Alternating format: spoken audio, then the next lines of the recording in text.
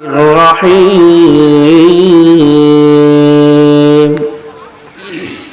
والعصر إن الإنسان لفي خسر إلا الذين آمنوا وعملوا الصالحات وتواصوا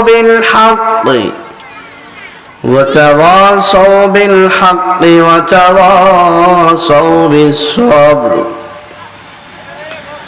وقال النبي صلى الله عليه وسلم: تركت فيكم أمرين لن تضلوا ما تمسكتم بهما كتاب الله وسنة رسول أو كما قال عليه الصلاة والسلام.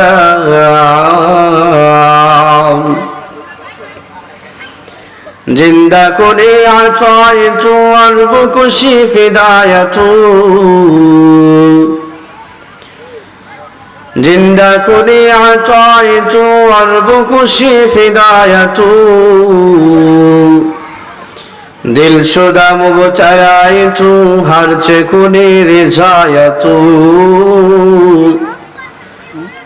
দিল শুদা মুবতালাইতু হারচে কুনি রিজায়াতু। দক্ষিণ পশ্চিম সন্মানিয়াপাড়া জামে মসজিদের সন্মানিয়াপাড়া হালুয়াঘাট ময়মনসিংহের উদ্যোগে তৃতীয় বার্ষিক ইসলামী মহাসম্মেলনের সম্মানিত সভাপতি সাহেব, দিগার মুআজ্জাজ মুকাররম জাতির রাহবার উলামায়ে কেরাম, আমার সামনে উপবেশন আশিকিন জাকিরিন মুহিব্বিন আল্লাহর বান্দারা, পর্দার আড়ালে সম্মানিতা শ্রদ্ধেয়া আমার মা ও বোনেরা, আল্লাহ পাকের দরবারে লাখ কোটি শুকর ও সুজুদ যে মহান রব্বে করিম রব্বে আল্লাহ আপনি আমাকে এই মাজালিসুর রহমানে আসা এবং বসার তৌফিক দান করেছেন। এই জন্য রব্বে কাবার দরবারে লাখ কোটি শুকর ও সুজুদ আদায় করি আলহামদুলিল্লাহ। আপনারা এই মজলিসে আসতে পেরে খুশি না বেজার? আল্লাহ পাক রব্বুল আলামিন এই মজলিসে এমন বান্দাকে কবুল করেন যে বান্দাটা আল্লাহর দয়ার নজরে পড়ে। আল্লাহ পাক রব্বুল আলামিন এমন বান্দাকে এই মাজালিসুর রহমানে কবুল করেন, আসা এবং বসার সুযোগ দান করেন, কথা বলার সুযোগ দান করেন, যেই বান্দাটা রব্বে কারিমের মায়ার নজরে পড়েছে, যেই বান্দা রব্বে কাবার কবুলিয়াতের লিস্টেতে নাম উঠেছে, সে একমাত্র এই মাহফিলে আসতে পারে, মাজালিসুর রহমানে আসতে পারে। আল্লাহর নবী পয়গম্বরে আরবি সাল্লাল্লাহু আলাইহি ওয়াসাল্লাম বলেন, এটাকে এমন একটা মজলিস নামে আখ্যায়িত করা হয়েছে যেটা স্বয়ং রহমানের মজলিস, মাজালিসুর রহমান। সুবহানাল্লাহ। পয়গম্বরে আরবি দু জাহানের সরদার রাসূল আকরাম সাল্লাল্লাহু আলাইহি ওয়াসাল্লাম বলেন, কোন বান্দা যদি মাজালিসুর রহমানে বসে তার উপর কি হয়?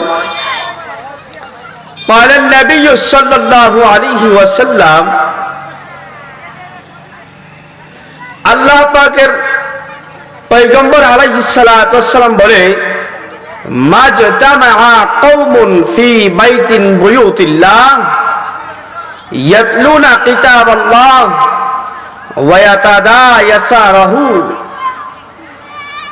যে কোন কওম এবং কোন জাতি যদি আল্লাহ পাকের কিতাব নিয়ে মুযাকারার জন্য বসে, দাউর করার জন্য বসে, তাদের পরস্পর দাউর করে, বাইনাহুম তারা পরস্পর, ইল্লা নাযালাত আলাইহিমুস সাকিনা, পয়গম্বর আলাইহিস সালাতু ওয়াস সালাম বলেন তাদের উপর আল্লাহ পাক রব্বুল আলামিন সাকিনা নাযিল করেন। সুবহানাল্লাহ। ওয়া গাশিয়াতহুমুর রাহমা, সকিনা নাযিল করে শুধু এটাই না, বরং রহমতও বর্ষণ করে। সুবহানাল্লাহ।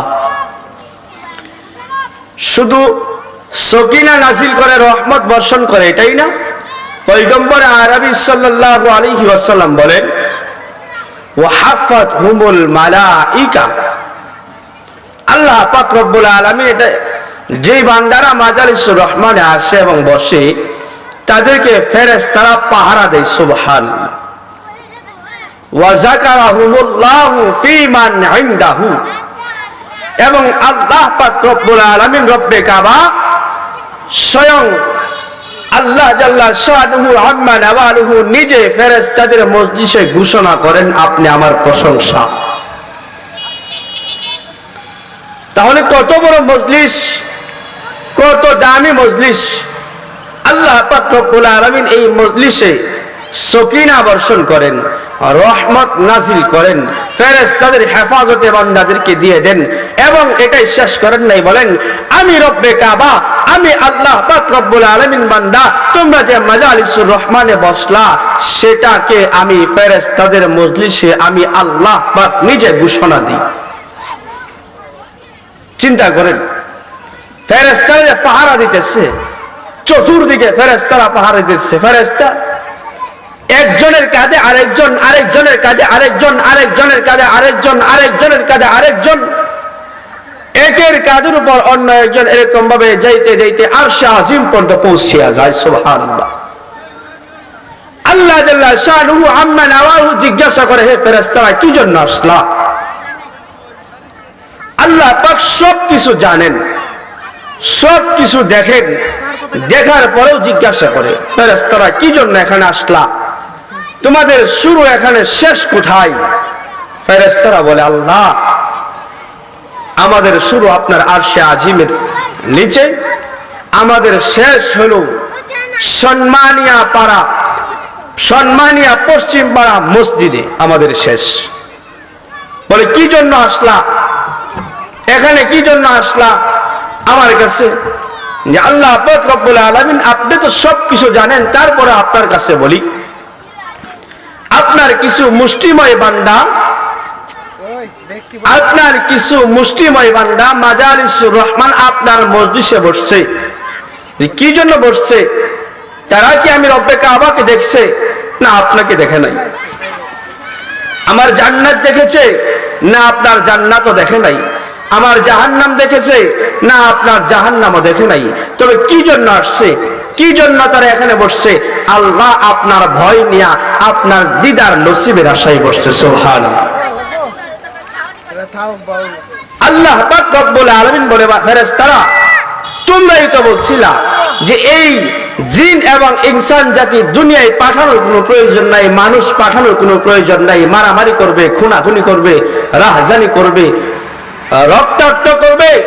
আজকে তোমরাই আবার তাদের বিষয়ে সাক্ষী দিতেছ, তাদেরকে নাকি মাফ করে দিতাম।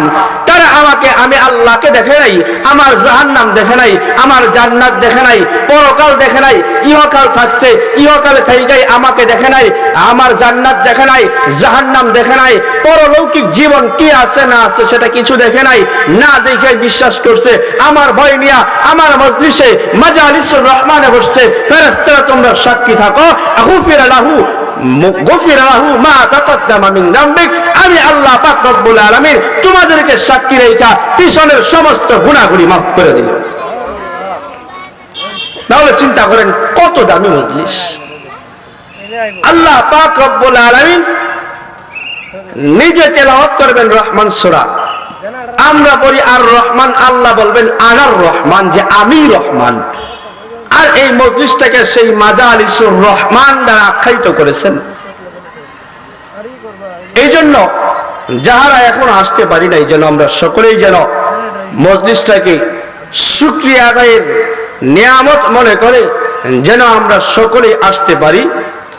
সম্মানিত উপস্থিতি, যে আয়াতে কারিমাটা আপনাদের সামনে খুতুবাতের ভিতরে তেলাওয়াত করেছি এবং অসংখ্য অগণিত হাদিসে মুবারাকা থেকে একখানা হাদিস তেলাওয়াত করেছি, এই হাদিস এবং কোরআনের আলোকে অল্প সময় আমার হিদায়াতের জন্য, আমার আমলের জন্য, আপনাদের আমলের জন্য, আপনাদের হিদায়াতের জন্য নসিহামূলক অল্প কয়েকটা কথা বলবো। আল্লাহ পাক যদি আমাকে তৌফিক দান করেন, ওয়ামা তৌফিক ইল্লা বিল্লাহ। আল্লাহ পাক রব্বুল আলামিন 30 পাক কালাম আল্লাহ পাক রব্বুল আলামিন পয়গম্বর আরবি সাল্লাল্লাহু আলাইহি ওয়াসাল্লামের উপর নাজিল করেছেন। এর ভিতরে 114 খানা সূরা নাজিল করেছেন। এর ভিতরে ছোট্ট একটা সূরা সূরাতুল আসর এখান থেকে তিলাওয়াত করেছি। পয়গম্বর আরবি সাল্লাল্লাহু আলাইহি ওয়াসাল্লামকে বলেন, আল্লাহ জাল্লা শানুহু আম্মা নাওয়ালহু বলেন, হে হাবিব, ইয়া আইয়ুহাল মুজাম্মিল ইয়া আইয়ুহাল মুদাসসির, বন্ধু আপনি জানিয়ে দেন আপনার উম্মতদেরকে যে কি না কি জানিয়ে দিব। আমি আল্লাহ কসম খাইতেছি, ওয়াল আসর, আমি আল্লাহ পাক রব্বুল আলামিন সময়ের কসম খাইতেছি। সময়ের কসম কি জন্য খাইতেছি? তারপরে সময়ের কসমের গুরুত্ব মুফাসসিরিনে কেরাম বুঝাইতে গিয়া বলেন যে সময় এমন একটা জিনিস, একবার যার জীবনে অতিবাহিত হয়েছে, কিয়ামত আসবে কিন্তু সময় আর ফিরে আসবে না। তার সাথে মিলে কবি বলেন, জমানা এক হালে রহতা নেহি, গুজশতা জমানা ফেরাতা নেহি, জমানা वो एक हाले रहता नहीं, गुज़श्ता ज़माना फिराता नहीं। সময় একবার যদি অতিক্রম হয়ে যায়, এই সময় আর আসবে না। আর সময় সর্বদাই এক অবস্থায় থাকে না। যেই সময় যার থেকে অতিবাহিত হয়ে যায় আর সময় ফিরে আসবে না। জমানা वो एक हाले रहता नहीं, गुज़श्ता ज़माना फिराता नहीं। সময় সর্বদাই এক অবস্থায় থাকে না। আর যেই সময় জিন্দেগি থেকে ফিরে যায় সেই সময় আর কখনো ফিরে আসে না। এই জন্য আল্লাহ পাক রব্বুল আলামিন সময়ের কসম খাইছেন, কারণ সময়টা এমন একজন এমন একটি মূল্যবান জিনিস। কারো জীবনে 70 বছর হায়াত পেয়েছে, এখন তার 1 বছর 2 বছর 3 বছর 4 বছর 5 বছর হয়েছে। এই 5 বছর কি আরো কখনো ফিরে আসবে? আর ফিরে আসবে না। যার দাড়ি সাদা হয়েছে তার দাড়ি কি কোনোদিন কালো হবে? সময়ের ভাটিয়াল, যৌবনের ভাটিয়ালি হয়ে গেছে। যৌবন শেষ, বৃদ্ধকাল এসে গেছে। শিশুকাল শেষ, যৌবন আসছে। যৌবন শেষ, বৃদ্ধকাল আসছে। এইটা কখনো সম্ভব না। যৌবন ফিরিয়ে আনো, বৃদ্ধকাল ফিরিয়ে আনো, শিশুকাল ফিরিয়ে আনো, আমাদের আর সম্ভব না। এই জন্য আল্লাহ পাক রব্বুল আলামিন সময়ের কসম খাইছেন। আপনার কোন নদীর পানি যদি আজকে মঙ্গলবার আসরের পরে যেই পানিটা গেছে সেই পানিটা কি আর ফিরে আসবে? এখানে যেই পানি নদীতে স্রোত আছে সেই পানি কি আর আসবে? বলে সময়টা হলো এরকম, নদীর স্রোত যেরকম ভাবে কারোর জন্য অপেক্ষা করে না, সময়টা কারোর জন্য অপেক্ষা করে না। ঘড়ি আছে আপনি আমার বাড়িতে, ঘরে ঘড়ি আছে, আর রুমে সুন্দর ঘড়ি টানানো আছে। এখন সেই ঘড়ি টুন টুন টুন চলতেছে। এখন সম্ভব ঘড়িটাকে ব্যাটারি অফ করা, কিন্তু সময় আটকানো সম্ভব? কখনো সম্ভব না। এই জন্য মহান রব্বুল আলামিন এই সময়ের কসম খাইছেন, উন্নত একটা জিনিসের কসম খাইছেন, মূল্যবান একটা সময়ের কসম খাইছেন, মূল্যবান একটা সম্পদের কসম খাইছেন। সস্তা কোনো কিছুর কসম খান না। আর যেই কসম করুক না কেন, সস্তা কসম করে না, দামি জিনিসের কসম করে। সন্তানের কসম করে, সন্তানটা বাবার কাছে অত্যন্ত দামি। মায়ের কসম করে, মাটা সন্তানের কাছে অত্যন্ত দামি। বাবার কসম করে, বাবাটা সন্তানের কাছে অত্যন্ত দামি। আল্লাহর কসম করে, আল্লাহ বান্দার প্রতি অত্যন্ত দামি জিনিস। এমন কি কখনো শুনছেন বনের কসম খাইছে কেউ? মাথার চুলের কসম খাইছে, জুতার কসম খাইছে? এগুলো মূল্য নাই, এগুলো মূল্যহীন। এগুলো দিয়ে যদি বলে দোস্ত তুমি আমার কাছে 1000 টাকা পাও, এই যে জুতার কসম কইছি আগামী সপ্তাহ দিন, সুরেও বিশ্বাস করতো না। যদি কয় যে আমার এই গদ্দিটার কসম, এই গদ্দির উপরে কইছি, গদ্দিটা ব্যবসায়ীর কাছে অত্যন্ত দামি, তাহলে পাওনাদার বিশ্বাস করতে পারে। এখন যদি কয় যে মাথার চুলের কসম খাইছে আগামী সপ্তাহে 1000 টাকা দিয়ে দিব, বাটপারি করতে জায়গা পাস না, মাথার চুলের কসম খাস, মানে এটার মূল্য নাই। তদ্রুপভাবে মহান রব্বে কাবা বুঝাইতে চাইতেছেন, আমি সময়ের কসম খাইলাম, বান্দারের সময়টা তোমার জীবন আমি ফিট করে দিছি। তোমাকে 70 বছর জিন্দেগি দিয়ে পাঠাই, তোমার জীবনে 20 বছর যদি অতিক্রম হয়, সেই 20 বছর আর কখনো ফিরে আসবে না। বাকি 50 বছর আসতে পারে, 50-এর ভিতরে 20 খুঁজে পাইবা, কিন্তু যেই 20 অতিক্রম করছে, কিয়ামত আসবে, সেই 20 বছর কখনো ফিরে আসবে না। আল্লাহ পাক রব্বুল আলামিন সেই কসমের সময়ের কসম খেয়ে বলতেছেন, ওয়ালাস, আমি আল্লাহ পাক রব্বুল আলামিন সময়ের কসম খাইতেছি, ইন্নাল ইনসানা লাফি খুস, সমস্ত মানুষগুলা ক্ষতিগ্রস্ত। দুনিয়ার যা মানুষ আছে, যত মানুষ আছে, সমস্ত মানুষগুলা ক্ষতির ভিতরে নিপীড়িত, ক্ষতির ভিতরে আছে, কোন ভালো কাজের ভিতরে নাই। কারণ আল্লাহ পাক রব্বুল আলামিন সময়ের কসম খাই বলছেন, ওয়াল্লাহ, আমি আল্লাহ পাক সময়ের কসম খাইলাম। এমন একটা গুরুত্বপূর্ণ জিনিসের কসম খেয়েছেন যেই জিনিসটা কখনো ফিরে আসে না। বান্দার জীবনে যদি হায়াত ফিরে যায়, হায়াত যদি ফুরিয়ে যায়, আর ফিরে আসে না। আপনি যদি নদীর স্রোত থাকে, আপনি যদি স্রোতের মাঝখানে দাঁড়িয়ে থাকেন, আপনার শরীর ঘষিয়ে যেই পানিটা যাইবে, আর কখনো ফিরে আসবে না। অর্থাৎ স্রোতবাহী নদী এরকম ভাবে, তদ্রূপ ভাবে হায়াতটা হলো নদীর স্রোতের মতো, যেই হায়াতটা বান্দার মাঝখান থেকে চলে যাবে, আর ফিরে আসবে না। এই জন্য মহান রব্বে কারীম আল্লাহ পাক রব্বুল আলামিন বলেন, ওয়াল্লাস, আমি সময়ের কসম খেয়ে বলতেছি, ইন্নাল ইনসানা লাফি খুস, সমস্ত মানুষগুলো ক্ষতিগ্রস্ত। ইল্লাযী ইস্তিসনা করছেন, আল্লাহু আকবার, ইল্লাল্লাযীনা আমানু ওয়া আমিলুস সালিহাত ওয়া তাওয়াসাউ বিল হক ওয়া তাওয়াসাউ বিস সাবর।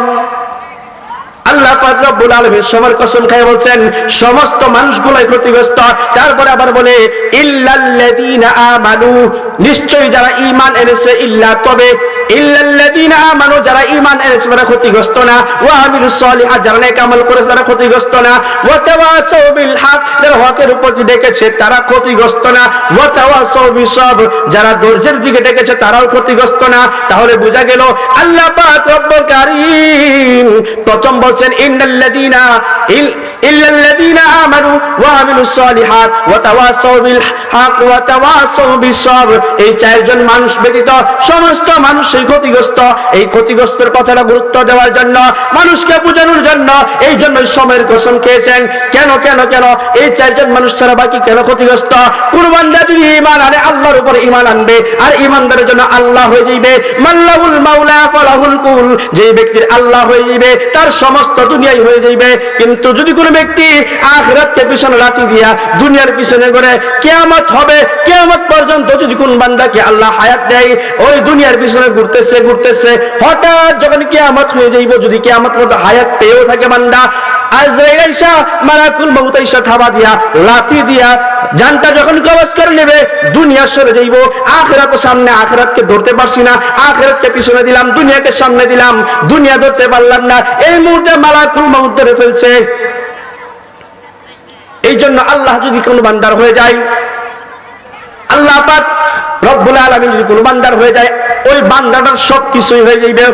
এই জন্য ইল্লাল্লাযীনা আমানু, যারা ঈমান এনেছে তারা ক্ষতিগ্রস্ত হবে না। কারণ ঈমান আনলে আল্লাহকে বিশ্বাস করতে হবে, ঈমান আনলে রাসূলকে বিশ্বাস করতে হবে, ঈমান আনলে কোরআন বিশ্বাস করতে হবে, ঈমান আনলে হাদিস বিশ্বাস করতে হবে, ঈমান আনলে নামাজ পড়তে হবে, ঈমান আনলে হজ করতে হবে, ঈমান আনলে যাকাত দিতে হবে, ঈমান আনলে রোজা রাখতে হবে, সত্য কথা বলতে হবে, হালাল খাইতে হবে, হারাম ছাড়তে হবে, সুদ ছাড়তে হবে, ঘুষ ছাড়তে হবে, জিনা ব্যভিচার ছাড়তে হবে। অর্থাৎ তা'মুরুনা বিল মারুফ ওয়া তানহাউনা আনিল মুনকার, সৎ কাজের আদেশ দিতে হবে, অসৎ কাজে বাধা দিতে হবে। এখন যদি দেখেন কেউ সৎ কাজে আদেশ না দিয়া সৎ কাজে নিষেধ দান করে, না না নামাজ পড়া যাবে না, না না ঘুষ খাইতে হবে, ঘুষ খাইতেই হবে, নামাজ পড়া যাবে না, তাহলে মনে করবেন তার ভিতরে ঈমান বলতে কোনো কিছু নাই।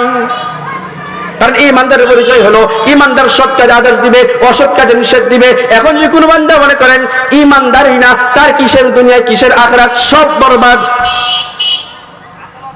কিন্তু কোনো বান্দা যদি ঈমান আনে, আল্লাহ পাক রব্বুল আলামিন তার জিম্মাদার হয়ে যাইব। অন্য আয়াতে বলেন, ইন্নাল্লাযীনা ক্বালু রাব্বুনাল্লাহ সুম্মা ইসতাকামু তাতানাজ্জালু আলাইহিমুল মালায়েকা আল্লা তাখাফু ওয়া লা তাহজানু ওয়া আবশিরু বিল জান্নাতিল্লাতী কুনতুম তুআদুন। কোন বান্দা ঈমান এনেছে, ইন্নাল্লাযীনা ক্বালু রাব্বুনাল্লাহ, আল্লাহ পাক রব্বুল আলামিন পয়গম্বরকে জানিয়ে দিয়েছেন, পয়গম্বর আপনি জানিয়ে দেন, ইন্নাল্লাযীনা ক্বালু রাব্বুনাল্লাহ, নিশ্চয়ই যারা আমি আল্লাহকে রব বলে স্বীকার করেছে, তাদের উপর আমার কিছু দায়িত্ব আছে। সুম্মা ইসতাকামু, যেহেতু ঈমান এনেছে, ঈমানের উপর যেন অটল থাকে, তাতানাজ্জালু আলাইহিমুল মালায়েকা, আমি আল্লাহ পাক রব্বুল আলামিন তাদের উপর কিছু ফেরেশতা নাযিল করব। সুবহানাল্লাহ। আল্লাহ তাখাফু, তাদের কোনো ভয় নাই, ওয়ালা তাহজানু, তাদের কোনো পেরেশানি নাই, ওয়া আবশিরু, এবং তাদেরকে সুসংবাদ দেন, বিল জান্নাতিল্লাতী, এমন একটা জান্নাতের, কুনতুম তুআদুন, যেই জান্নাত পয়গম্বর বলে এমন জান্নাতের ওয়াদা দিতেছি, এমন জান্নাতের সুসংবাদ দিতেছি, যেই জান্নাতের সুসংবাদ রব্বে কাবা আপনাদেরকে দিয়েছে।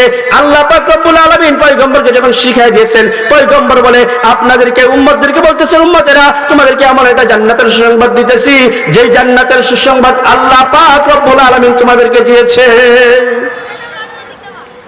এই জন্য ঈমান আনলে ইস্তেকামাত থাকতে হবে।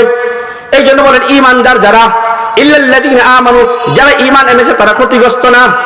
তারপরে বলে ওয়া আমিলুস সালিহাত, যারা আমল করেছে নেক আমল, তারাও ক্ষতিগ্রস্ত না। ওয়া তাওয়াসাউ বিল হাক্কি ওয়া তাওয়াসাউ বিস সবর, যারা হকের উপর ডেকেছে, যারা ধৈর্যের পথে ডেকেছে, তারাও ক্ষতিগ্রস্ত না। চার বিষয় নিয়ে কথা বলার সময় নাই, এক বিষয় নিয়ে কথা। ইল্লাল্লাযীনা আমানু, ঈমানদার কারা? যারা ঈমান আনছে তারা ক্ষতিগ্রস্ত না। কিন্তু ঈমানদার কাকে বোঝায়? জবানে লা ইলাহা ইল্লাল্লাহ বললাম, অন্তরে বিশ্বাস করলাম না, এটার নাম ঈমানদার না। জবানে লা ইলাহা ইল্লাল্লাহ বললাম, অন্তরে বিশ্বাস করলাম, কাজে পরিণত করলাম না, এটার নাম ঈমানদার না। জবানে লা ইলাহা ইল্লাল্লাহ মুহাম্মাদুর রাসূলুল্লাহ বলতে হবে, কলবেও বিশ্বাস করতে হবে, আমল দিয়েও পরিচয় করতে হবে।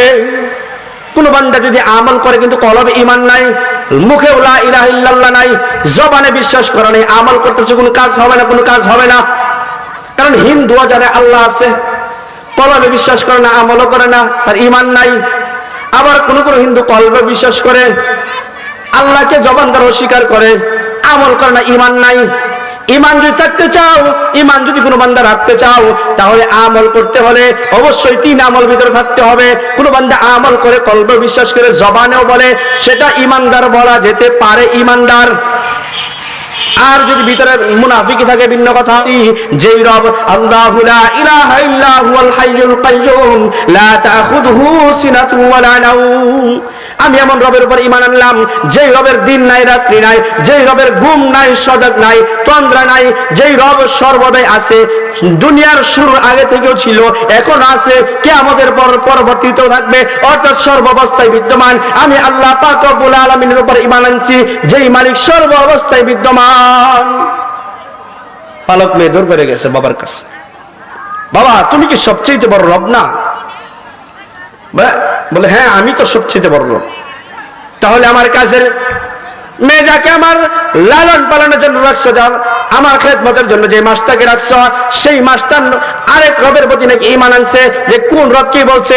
যে বলে আল্লাযী রব্বি ওয়া রাব্বাক ওয়া রাব্বা আবাকি ওয়া রাব্বাল আলামিন, যে কোন রব নাকি তার রব, কোন রব নাকি আমার রব, কোন রব নাকি তোমার রব, কোন রব নাকি বিশ্ব জগতের রব।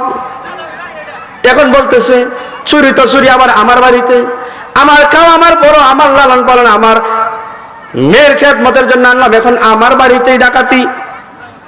এখন বলতেছে ডাকা মাসটাকে, যখন ডাকা হলে যখন মাসটাকে, তখন চিন্তা করতেছে, যখন মাসটাকে ডাক দিল, মাসটা যখন গেল, কাজের মেয়ে যখন গেল ফেরাউনের সামনে, এখন চিন্তা করতেছে তুমি কার রবের নাম নিলা, কোন রবের নাম নিলা, কোন রব? আমি আবার ব্যতীত, আমি ব্যতীত আর তোমার কোন রব আছে? বলে তুমি তো রব না, তোমাকে ব্যতীত আমার আরো রব আছে। যে কোন রব? যে আল্লাযী রব্বি ওয়া রাব্বা বিনতাক ওয়া রাব্বাক ওয়া রাব্বাল আলামিন, আল্লাযী রব্বি যিনি আমার রব, ওয়া রাব্বাক তোমার রব, ওয়া রাব্বা বিনতাক তোমার কন্যার রব, ওয়া রাব্বাল আলামিন বিশ্ব জগতের রব। বলে কি বলো? আমি তো সবচেয়ে বড় রব, আমাকে সবাই মানে রব হিসাবে, তুমি মানো না, তুমি আমার ঘরের কাজের মেয়ে, তুমি আমাকে রব বলে মানো না। কারণ কি? যে তুমি তো আসলে রব না, তুমিও তো আল্লাহকে রব মানো। জঙ্গলে গিয়ে কও আল্লাহ তোমারে মানি, তবে আমারে ক্ষুধা রাখলে খুব ভালো লাগে, তুমি একটু সুযোগ করে দাও, আমি তোমাকে মানতে পারি না। বলে আসলে কি মানতে পারবা না? যে না, মানতে পারি না। যে তুমি যদি ওই রবের প্রতি ঈমান ছাড়ো, তাহলে জীবনে বাঁচতে পারবা, আর যদি ঈমান না ছাড়ো জীবন রাখতে পারবো না, জীবন নাশ করে দিব, মৃত্যুদণ্ড তোমার জন্য পুরস্কার হবে। এখন বলতেছে মৃত্যু হোক, সমস্যা নাই। বুখারী শরীফের বর্ণনা, তার সন্তান কোনো বর্ণনায় তিনজন, কোনো বর্ণনায় 7 জন, কোন বর্ণনায় 11 জন, আরেকটা বর্ণনা কোন বর্ণনায় ফাঁসির কাষ্ঠে ঝুলাইছে, কোন বর্ণনায় আগুনে পুড়াইছে, আবার কোন বর্ণনায় তেলের ভিতরে জ্বালাইছে। তেলের বর্ণনাটাই সহি মনে হয়। যে কিভাবে যখন তেল গরম করা হইল, এখন মাস্টার সামনে যখন একটা সন্তানকে ছাড়তেছে, একটা সন্তানকে যখন গরম তেলের ভিতরে ফালাইয়া দিছে, এখন গায়বী আওয়াজ আসে, ইয়া উম্মি লা তাখাফ ওয়া লা তাহজান, মা ভয় পাইস না, মা চিন্তা করিস না, ইনশাআল্লাহ আল্লাহ পাক যদি হায়াতে, আল্লাহ পাক রব্বুল আলামিন ওচিরে আল্লাহর জান্নাতে আপনি আমার সাক্ষাৎ করাবেন। মাকে বলে সন্তান সুবহানাল্লাহ। দ্বিতীয়বার আরেক সন্তানকে ছেড়ে দিছে, আবার যেন অটোমেটিকলি আওয়াজ আসে, ইয়া উম্মি লা তাখাফ ওয়া লা তাহজান, মা ভয় পাইস না, মা পেরেশানি করিস না, ওচিরে আল্লাহর জান্নাতে সাক্ষাৎ হবে। এখন তার ফালা আসছে, এখন জিজ্ঞাসা করতেছে তোমার কি আফসোস, তোমাকে দুনিয়াতে কোনো ইচ্ছা আছে কিনা মৃত্যুর পূর্বে? বলতেছে না না না, আমার কোনো ইচ্ছা নাই, আমার ইচ্ছা হলো এটাই, আমার সন্তানগুলো আর আমাকে একই কবরে দাফন করবা, আমাদের হাড্ডিগুলো একই কবরে রাখবা। এই হিসাবে বোঝা যায় তেলের বর্ণনাটাই সহি। কারণ তেলে পুরাইলে হাড্ডিগুলো থাকতে পারে, শুলে চড়াইলে হাড্ডির কথা বলতো না, আবার যে আগুনে পুরাইতো হাড্ডির কথা বলতো না, আগুনে পুরাইলে হাড্ডি থাকতো না, আবার যে শুলে চড়াইতো পুরা বডি থাকতো। আগুনে পুরানোর তেলে পুরানোর কারণে শুধু হাড্ডিটা বেশি থাকে, এই জন্য বলছে হাড্ডিটা যখন থাকে হাড্ডিগুলো একই কবরে দাফন করবা। এই হিসাবে কথা বোঝা যায় যে হয়তো তেলের ভিতরে জ্বালাইছে। যখন জিজ্ঞাসা করছে তোমার কি আফসোস, বলছে আমাদের 3 জনের হাড় গুলা একই কবরে রাখবা। ফেরাউন বলছে ঠিক আছে, তোমার মৃত্যুর পূর্বে যে সময়টা আছে সেই সময়টা আমি তোমার যে আফসোসটা, সেই আফসোসটা আমি পূর্ণ করলাম, তোমাদের 3 জনের হাড় গুলো আমি একই কবরে রাখবো। আল্লাহ পাক রব্বুল আলামিন তার দুষ্টকে যখন মেরাজের দাওয়াত দিয়েছেন, জিবরাইল আলাইহিস সালাতু ওয়াস সালাম যখন আল্লাহ রাসূল সাল্লাল্লাহু আলাইহি ওয়াসাল্লামকে যখন নিয়ে যাইতেছেন মেরাজে, হঠাৎ যখন মাস্টার কবরের পাশে গিয়েছেন, আল্লাহ রাসূল সাল্লাল্লাহু আলাইহি ওয়াসাল্লাম বলে, ইয়া জিবরিল, আমি তো জান্নাতের গান পাইতেছি, সুবহানাল্লাহ, আমি তো জান্নাতের গান পাইতেছি। জিবরিল বলে না না, আরো বহু দূরে আল্লাহর জান্নাত, এখানে জান্নাতের কোনো গান নাই, তবে এখানে একটা রহস্য আছে। যে কি রহস্য? যে এখন থেকে বহুদিন আগে ফেরাউনের ঘরে একটা কাজের মেয়ে মাস্টার ছিল, আল্লাহর প্রতি ঈমান আনছে, ঈমানের কারণে সন্তানগুলোর জীবন দিছে, ঈমানের কারণে তার জীবনটাও দিয়ে দিছে, ঈমান ছাড়া নাই। তারপর একটা শর্ত দিয়েছিল, মৃত্যুর পরে সন্তানের হাড়গুলা এবং তার হাড়গুলা একই কবরে যেন দাফন করে। যখন এই কবরের ভিতর দাফন করা হইলো, দাফন করার পর থেকেই তার যে ভিতর থেকে মেশকে আম্বরের ঘ্রাণ আসতে থাকে। আল্লাহ রাসূল সাল্লাল্লাহু আলাইহি ওয়াসাল্লাম বলছেন, আল্লাহ রাসূল সাল্লাল্লাহু আলাইহি ওয়াসাল্লাম বলছেন, ঠিক আছে, একটা আমার ওয়াকিয়া হইলো, আনেওয়ালা উম্মত কিয়ামত পর্যন্ত লোক আসবে, তাদের জন্য একটা নজির হইলো যে ঈমান আনো, তো মাস্টার মতো ঈমান আনো। অর্থাৎ ঈমান আনলে ছাড়তে হবে না, ছাড়া যাবে না, ঈমান আনার পরে ইস্তেকামাত থাকতে হবে। যে আয়াতে কারিমা তিলাওয়াত করেছিলাম, আল্লাহ পাক রব্বুল আলামিন বলেন পয়গম্বরকে আপনি জানিয়ে দেন, পয়গম্বর, ইন্নাল্লাযীনা ক্বালু রাব্বুনাল্লাহ, নিশ্চয় যারা রব বলে আমাকে স্বীকার করেছে, সুম্মা ইসতাকামু, তারা যেন ইস্তেকামাত থাকে, তাতানাজ্জালু আলাইহিমুল মালায়েকা। এর ব্যাখ্যা করতে গিয়ে মুফাসসিরিন কিরাম বলেন যে ফেরেশতা কখন নাজিল করবে? আল্লাহ পাক রব্বুল আলামিন বলেন ফেরেশতা তখনই নাজিল করবে যখন মালাকুল মউত আসবেন, যখন জানটা কবজ করা হবে। গ্লাসের ভিতর যখন যেরকম ভাবে পানি রাখলে এক গ্লাস পানি যখন উল্টায় যখন ফেলায় দেওয়া হয় জল্লর করে পড়ে যায়, তদ্রূপভাবে মেশকে রেশমি রুমাল দিয়া শিমুল তুলা কত নরম, তার চেয়ে আরো নরম জাতীয় জিনিস এইটা। শত শত ফেরেশতা জানটা কবজ করবে, হঠাৎ করে ইমানদারের জানটা নিবে। কারণ কি? ঈমান আনছে, ঈমানের উপর ইস্তেকামাত হইছে, এই জন্য আল্লাহ ফেরেশতা নাজিল করব। ফেরেশতারা যখন নাজিল করা হবে, যখন জানটা কবজ করা হবে, জানটা কবজ করার পরে ফেরেশতারা বলবে আমার কাছে দাও, আমার কাছে দাও, আমার কাছে দাও, আমার কাছে দাও। এরকম ভাবে ফেরেশতারা জোরাজুরি করবে, কারাকারি করতে থাকবে। আল্লাহ পাক রব্বুল আলামিনের কাছে যখন নিয়ে যাইবেন, আল্লাহ পাক রব্বুল আলামিন জিজ্ঞাসা করবেন কার রূহ নিয়ে আসলা? ফেরেশতারা বলবেন নেককার রূহ নিয়ে আসছি। যে কি করছিল? ঈমান আনছে, ইস্তেকামাত রয়েছে, ঈমান নিয়ে মৃত্যু হইছে, কালিমা পড়তে পড়তে মৃত্যু হইছে। এখন কি করব? এখন আপনার কাছে নিয়ে আসছি। আল্লাহ পাক রব্বুল বলে ইল্লিগিনে রেখে দাও, আর না হয় কবরে যে তার লাশটা আসবে, লাশের ভিতরে ঢুকিয়ে দাও এবং কবরের ভিতরে ওয়া আফরিসু ইলাল জান্নাহ, জান্নাতের বিছানা বিছিয়ে দাও, ওয়াল বিসুল জান্নাহ, জান্নাতি পোশাক পরে দাও এবং জান্নাতের নাজ নিয়ামত সকল কিছু কবরে চালু করে দাও। ইস্তেকামত থাকতে হবে। তারপর যখন জানটা কবজ করে তখন বলে কি ফেরেশতা, আল্লাহ তাখাফু, ভয় পাও না, তোমরা ভয় পাও না, ওয়ালা তাহজানু, বেরসনি করো না, কারণ তোমার জন্য অত্যন্ত ভালোখানা আল্লাহ পাক রব্বুল আলামিন রেখে দিয়েছেন। তারপর আবার তোমরা সুসংবাদ দান করো, অর্থাৎ জান্নাতের সুসংবাদ দান করো। এমন জান্নাত আছে এক দুনিয়া ছেড়ে গেলে কি হবে কি হবে, এটার মতো 10 দুনিয়ার জান্নাত আল্লাহ রেডি করে রাখছে। সুসংবাদ দিতে থাকে, অর্থাৎ যেমন জান্নাতের সুসংবাদ, যে জান্নাতের সুসংবাদ আল্লাহ পাক দিয়েছেন। এই জন্য ইস্তেকামত থাকা, ঈমান আনার পরে ঈমানের উপরে ইস্তেকামত থাকতে হবে, ঈমান ছাড়া যাবে না। আল্লাহ পাক রব্বুল আলামিন বলেন, ঈমান আনো, ঈমানের উপরে ইস্তেকামত থাকো। ঈমানের উপরে ইস্তেকামত থাকতে আমি ফেরেশতা নাজিল করাইবো, জান কবজ করাইবো এবং কবরের ভিতরে তোমার নাজ নেয়ামত চালু করে দিব। শুধু এটাই না, জান্নাত থেকে বরাবর রাস্তা করে দিব, তোমাকে জান্নাতের পোশাক পরাইয়া দিব এবং তোমাকে এমন ভাবে মৃত্যুটা দিব যেরকম ভাবে একটা পিপিলিকে কামড় দিলে কষ্ট হয়, তার চাইতে 70 ভাগের চেয়েও কষ্ট কম হবে।